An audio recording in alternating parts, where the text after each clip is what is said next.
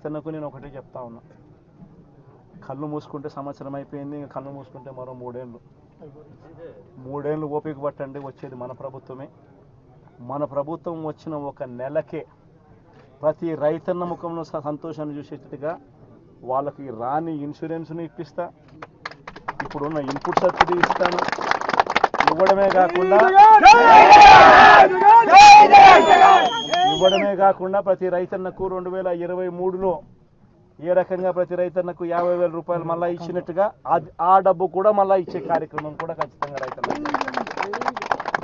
ఇది ప్రతి రైతన్నకు నేను భరోసా ఇచ్చి నేను ఈ విషయం చెప్తా ఉన్నా. వైఎస్ఆర్సీపీ పార్టీ తరఫున నష్టపోయిన రైతన్నలకు కూడా ఖచ్చితంగా పార్టీ అంతో ఇంతో, అధికారంలో మనం లేము, ప్రతిపక్షంలో మనం ఉన్నాం, అంతో ఇంతో చేసే కార్యక్రమం మాత్రం ఖచ్చితంగా చేస్తాం.